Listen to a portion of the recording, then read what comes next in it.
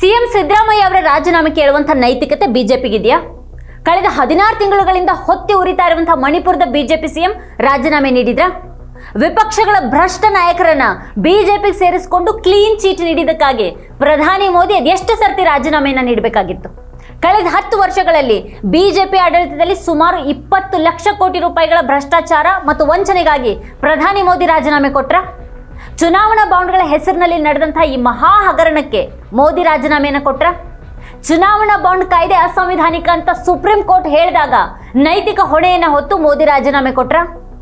ಅಜಿತ್ ಪವಾರ್ ಮತ್ತು ಪ್ರಫುಲ್ ಪಟೇಲ್ ವಿರುದ್ಧದ ಹಗರಣಗಳನ್ನ ಮುಚ್ಚಾಕಿ ಅವರಿಗೆ ಅಧಿಕಾರ ಕೊಟ್ಟಿದ್ದಕ್ಕೆ ಮೋದಿ ರಾಜೀನಾಮೆ ಕೊಟ್ರ?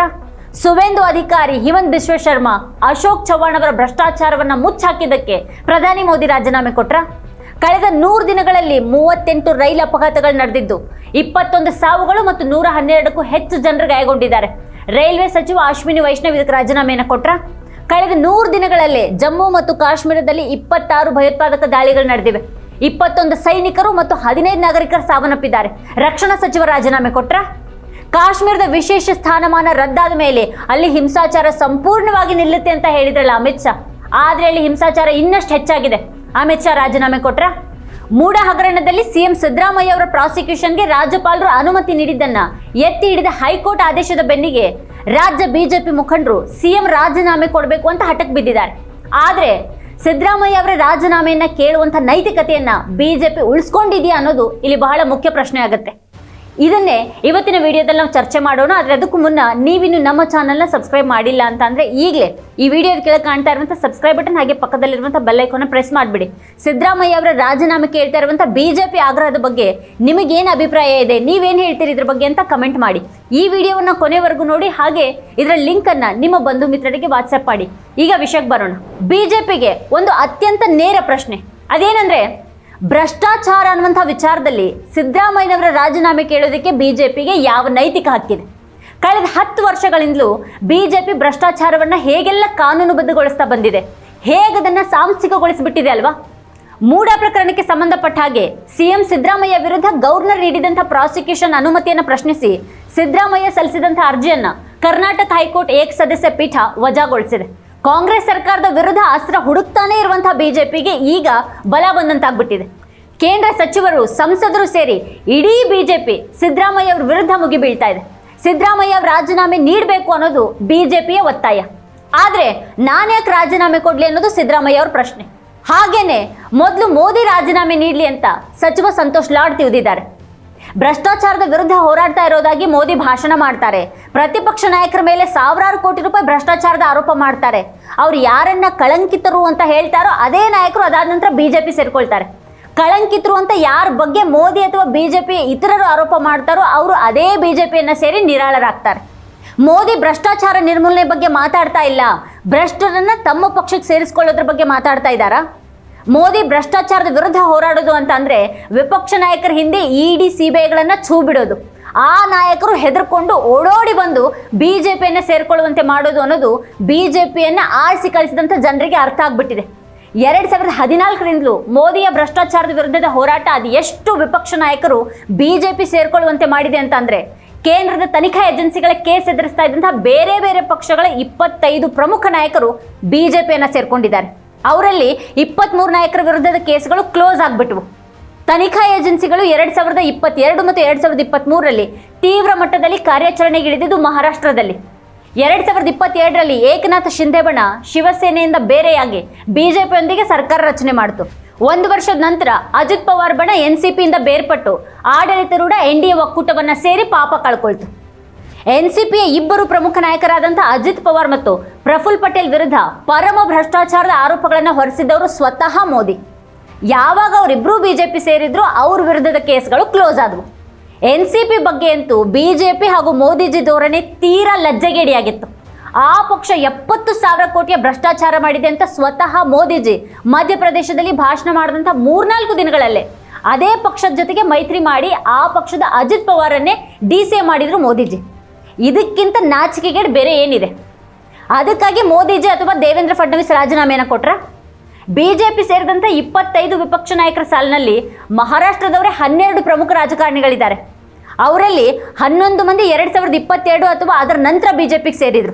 412 ವಿಪಕ್ಷ ಶಾಸಕರು ಕಳೆದ 10 ವರ್ಷಗಳಲ್ಲಿ ಬಿಜೆಪಿಯನ್ನು ಸೇರ್ಕೊಂಡಿದ್ದಾರೆ. ಅವರಲ್ಲಿ 200 ಮಂದಿ ಕಾಂಗ್ರೆಸ್ನಿಂದಾನೇ ಹೋಗಿದ್ದಾರೆ ಅಂತ ಕಾಂಗ್ರೆಸ್ ಅಧ್ಯಕ್ಷ ಮಲ್ಲಿಕಾರ್ಜುನ್ ಖರ್ಗೆ ಅವರೇ ಹೇಳ್ತಾರೆ. ಇದು ಸಣ್ಣ ಸಂಖ್ಯೆನೂ ಅಲ್ಲ, ಸಣ್ಣ ವಿಚಾರನೂ ಅಲ್ಲ. ಇದು ಹೇಗೆ ಭ್ರಷ್ಟಾಚಾರದ ವಿರುದ್ಧ ಭಾಷಣ ಮಾಡ್ತಾ ಹೇಗೆ ಸರ್ಕಾರಗಳನ್ನು ಉರುಳಿಸಲಾಗಿದೆ, ಹೇಗೆ ಹಣಬಲ ಇಲ್ಲಿ ಉಪಯೋಗಕ್ಕೆ ಬಂದಿದೆ ಅನ್ನೋದನ್ನೇ ಇದು ತೋರಿಸುತ್ತೆ.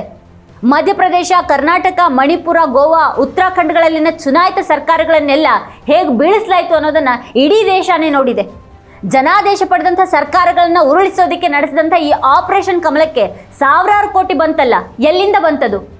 ಆ ಬ್ರಹ್ಮಾಂಡ ಭ್ರಷ್ಟಾಚಾರಕ್ಕಾಗಿಯೇ ಮೋದಿಜಿ, ಅಮಿತ್ ಶಾ ಯಾವತ್ತೂ ರಾಜೀನಾಮೆ ಕೊಡಬೇಕಾಗಿತ್ತಲ್ವಾ? ಕೊಟ್ರ? ಕರ್ನಾಟಕದಲ್ಲೂ ಕೂಡ ಅಷ್ಟೇ.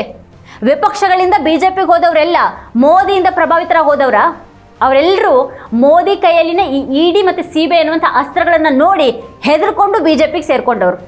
ಪ್ರಫುಲ್ ಪಟೇಲ್ ವಿಚಾರದಲ್ಲಿ 8,000 ಕೋಟಿ ಭ್ರಷ್ಟಾಚಾರದ ಕೇಸನ್ನು ಸಿಬಿಐ ಕ್ಲೋಸ್ ಮಾಡ್ತು. ಅಜಿತ್ ಪವಾರ್ ವಿರುದ್ಧದ ಪ್ರಕರಣ ಕೂಡ ಹಾಗೇನೆ ಕ್ಲೋಸ್ ಆಗೋಯ್ತು. ಸಿಬಿಐ, ಐಟಿ, ಇಡಿ ಇನ್ನೂ ಹಲವು ಪ್ರತಿಷ್ಠಿತ ಸ್ವಾಯತ್ತ ಸಂಸ್ಥೆಗಳನ್ನು ದುರುಪಯೋಗ ಪಡಿಸ್ಕೊಂಡಿದ್ದಕ್ಕೆ ಮೋದಿಜಿ ರಾಜೀನಾಮೆಯನ್ನು ಕೊಡಬೇಕಾಗಿತ್ತು. ಕೊಟ್ರ? ವಿಶ್ವದ ಅತಿ ದೊಡ್ಡ ಪಕ್ಷ ಅಂತ ಕರೆಯಲ್ಪಡುವಂಥ ಬಿಜೆಪಿ ವಿಶ್ವದ ಅತ್ಯಂತ ಶ್ರೀಮಂತ ಪಕ್ಷ ಕೂಡ ಆಗಿದೆ. ಆದರೆ ಈ ಸಂಪತ್ತು ಪಕ್ಷದ ಕಾರ್ಯಕರ್ತರು ಮತ್ತು ಸಾರ್ವಜನಿಕರ ದೇಣಿಗೆ ಅಲ್ಲ, ಬದಲಾಗಿ ಜನಸಾಮಾನ್ಯರು ಹಾಗೂ ದೇಶದ ಸಂಪನ್ಮೂಲಗಳ ಲೂಟಿಯಿಂದ ಬಂದದ್ದು ಅಂತ ಹೇಳ್ತವೆ ವರದಿಗಳು. ಚುನಾವಣಾ ಬಾಂಡ್ ಅಂತ ಅಕ್ರಮಗಳ ಮೂಲಕ ಬಂದಿರುವಂಥ ಸಂಪತ್ತದು.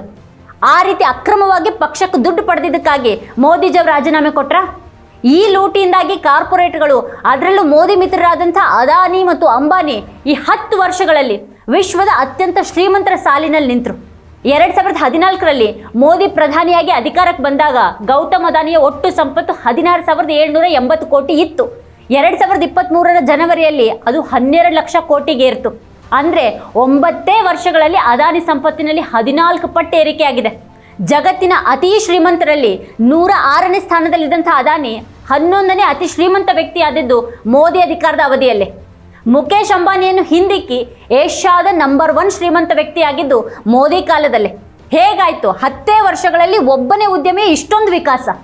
ಅದಕ್ಕಾಗಿ ಅದೆಷ್ಟು ಕಾನೂನುಗಳನ್ನು ಬದಲಾಯಿಸಲಾಯಿತು, ಅದೆಷ್ಟು ಅಧಿಕಾರಿಗಳ ತಲೆದಂಡ ಪಡೆಯಲಾಯಿತು, ಅದೆಷ್ಟು ಸರ್ಕಾರಿ ಸಂಸ್ಥೆಗಳ ಖಾಸಗೀಕರಣ ಆಯಿತು, ಅದೆಷ್ಟು ಜನರ ತೆರಿಗೆ ಹಣ ಲೂಟಿ ಆಯಿತು, ಅದೆಷ್ಟು ನೈಸರ್ಗಿಕ ಸಂಪನ್ಮೂಲ ಹಾಳಾಗೋಯ್ತು.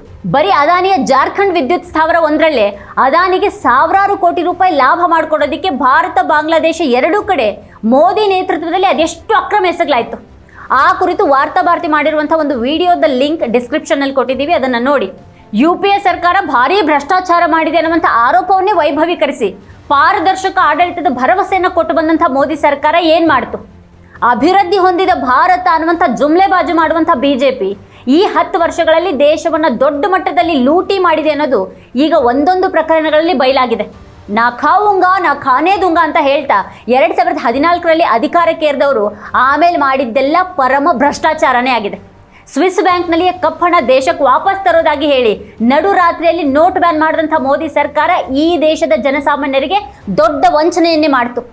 ಕಪ್ಪಣ ಸಂಪೂರ್ಣ ಇಲ್ಲವಾಗುತ್ತೆ ಅಂತ ಹೇಳಿದ್ರು, ಆದ್ರೆ ಏನೇನೂ ಆಗಲಿಲ್ಲ. जिस दिन भारतीय जनता पार्टी को मौका मिलेगा, एक एक पाई हिंदुस्तान की वापस लाई जाएगी और हिंदुस्तान के गरीबों के लिए काम लाई जाएगी. ಬದಲಾಗಿ ಈ ದೇಶದ ಕೋಟ್ಯಾಂತರ ಬಡವರು, ಮಧ್ಯಮ ವರ್ಗದವರು ಇನ್ನಿಲ್ಲದ ಸಂಕಷ್ಟಕ್ಕೊಳಗಾದ್ರು. ಸಾವಿರಾರು ಜನರು ಬೀದಿ ಪಾಲಾದ್ರು.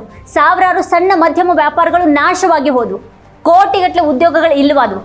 ನೋಟ್ ಬ್ಯಾನ್ ಮಾಡಿ ಮೋದಿ ತಂದಂಥ 2,000 ರೂಪಾಯಿ ನೋಟ್ಗಳೇ ಕಪ್ಪಣಕ್ಕೆ, ಭಯೋತ್ಪಾದನೆಗೆ ದಾರಿ ಆಗ್ತಾ ಇದೆ ಅನ್ನುವಂಥ ವರದಿ ಬಂದು ಆ ನೋಟನ್ನೇ ನಿಲ್ಲಿಸಬೇಕಾಯಿತು.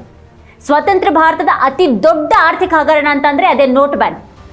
ಅದು ಒಂದಕ್ಕಾಗಿಯೇ ಮೋದಿ ಯಾವತ್ತೂ ರಾಜೀನಾಮೆಯನ್ನು ಕೊಡಬೇಕಾಗಿತ್ತು. ಕೊಟ್ರ? ರಫೇಲ್ ಒಪ್ಪಂದವನ್ನು ಉಳಿಸೋದಕ್ಕೆ ಮೋದಿ ಸರ್ಕಾರ 2 ದಶಕಗಳ ರಕ್ಷಣಾ ಭ್ರಷ್ಟಾಚಾರವನ್ನು ಹೇಗೆಲ್ಲ ಮುಚ್ಚಿರುವಂಥ ಕಸರತ್ತು ಮಾಡ್ತು. ಮಿತ್ರ ಅದಾನಿ ವಂಚನೆಗಳ ಬಗ್ಗೆ ಒಂದಾದ ಮೇಲೊಂದು ಗಂಭೀರ ವರದಿಗಳು ಬಂದರೂ ಕೂಡ ಮೋದಿ ಯಾವ ತನಿಖೆನೂ ಕೈಗೆತ್ತಿಕೊಳ್ಳಿಲ್ಲ. ಬದಲಾಗಿ ದೇಶದ ಏರ್ಪೋರ್ಟ್, ಬಂದರು ಎಲ್ಲವನ್ನ ಅದಾನಿ ಕೈಗಿಡಲಾಗಿದೆ.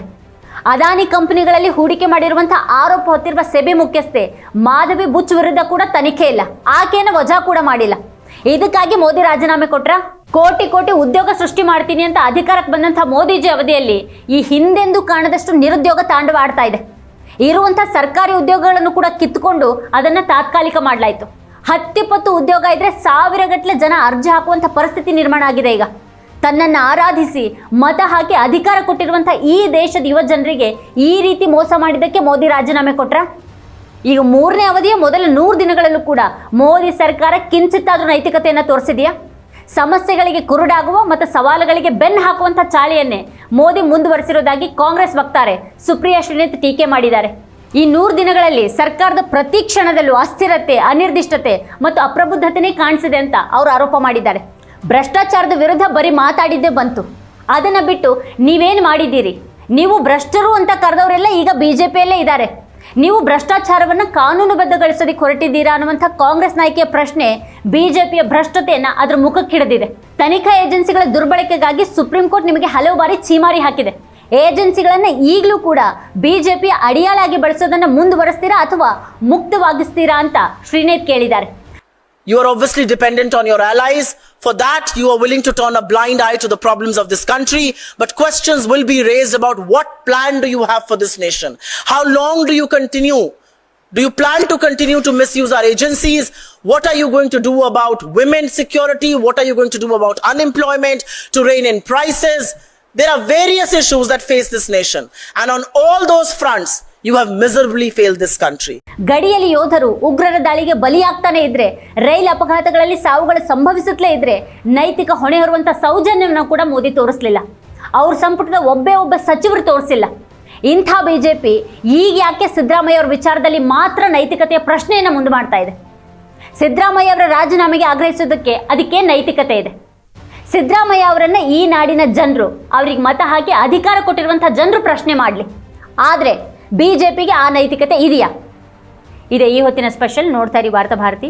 ನೀವೇನು ವಾರ್ತಾ ಭಾರತಿ ಯೂಟ್ಯೂಬ್ ಚಾನಲ್ನ ಸಬ್ಸ್ಕ್ರೈಬ್ ಮಾಡಿಲ್ಲ ಅನ್ನೋದಾದರೆ ಈ ಕೂಡಲೇ ಸಬ್ಸ್ಕ್ರೈಬ್ ಮಾಡಿ, ಹಾಗೆ ಪಕ್ಕದಲ್ಲಿರುವಂಥ ಬೆಲ್ ಐಕಾನ್ನ ಪ್ರೆಸ್ ಮಾಡಿ ನಮ್ಮನ್ನು ಬೆಂಬಲಿಸಿ.